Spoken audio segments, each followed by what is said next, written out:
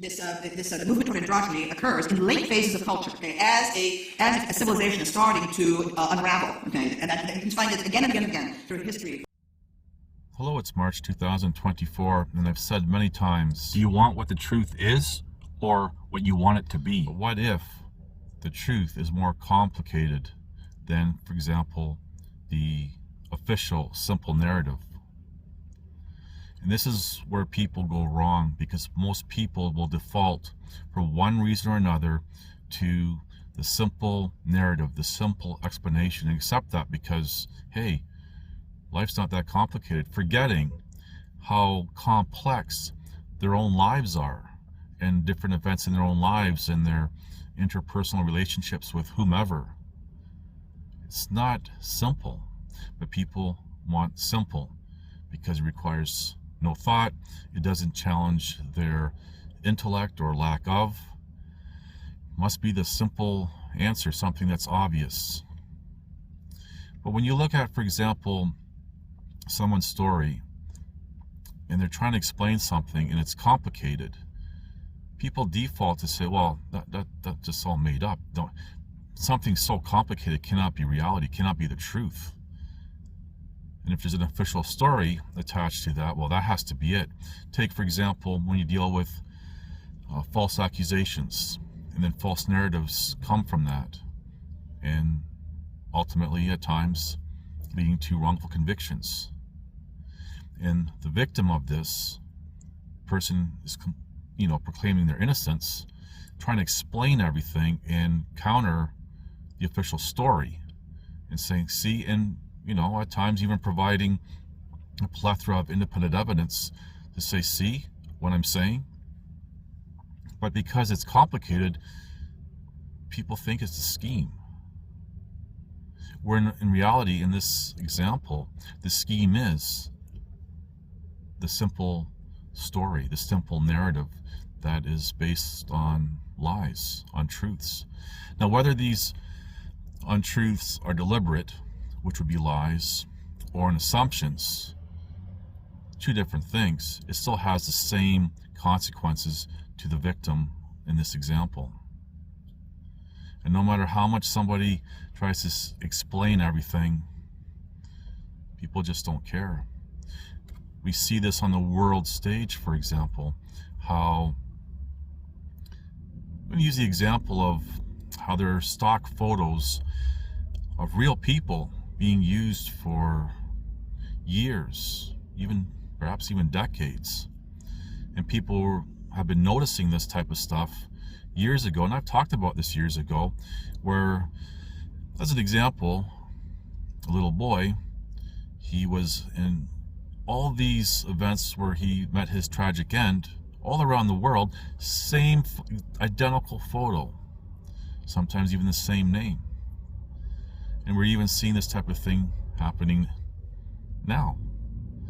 And it's interesting how some people start defaulting to the nonsense of, oh, these are timelines merging and parallel universe nonsense and all this other stuff, when in fact it's just stock footage being reused.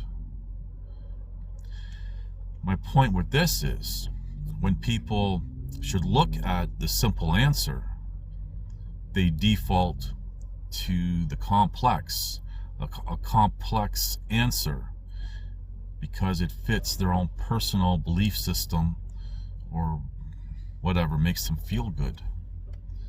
And then we segue from there into how people enjoy talking about things that are not absolute because, hey, everyone can just walk away, feel good about themselves, pat themselves on the back, sound smart, and no one's feelings are hurt, which is another deception in itself. So my point is, when you're looking and seeking for the truth, whether it be on an individual, an event, something worldwide that's happening, the simple answer, which some might call the obvious answer, based on their knowledge base and critical thinking abilities and so forth, The obvious answer must be true, but you have to go and start looking, putting all the pieces together, find out what the other side is saying. And going back to using the example with the courts, a victim of, say, false accusations, false narratives, and wrongful conviction, somebody might assume somebody in authority had listened to them and not believed them, forgetting that there's agendas and biases and everything else, and that these people are just other people, putting all that aside, who make mistakes all the time. But what's more important in this example is maintaining the illusion of justice, maintaining public confidence at all costs, because if public confidence in the system falls apart, then they lose their power. And this is why we see sometimes 10 years later, 40 years later, somebody being exonerated, because all the people who are involved are long gone, no one can give answer, and the people who are in the position, those same positions now, they're not tied to anything. They can just say, I don't know what happened, whatever, and here we are.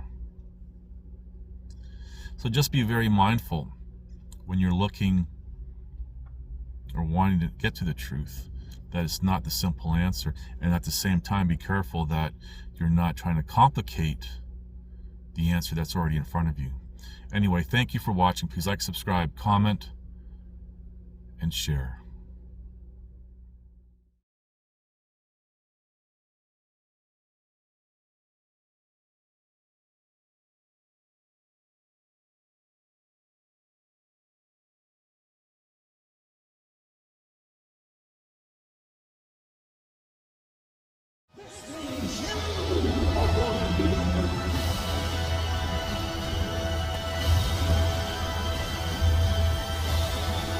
Listen to this and write it down if you can't remember it. You're never going to outgrow warfare. You simply must learn to fight. I hear people saying to me, when is it going to get easier? When you die.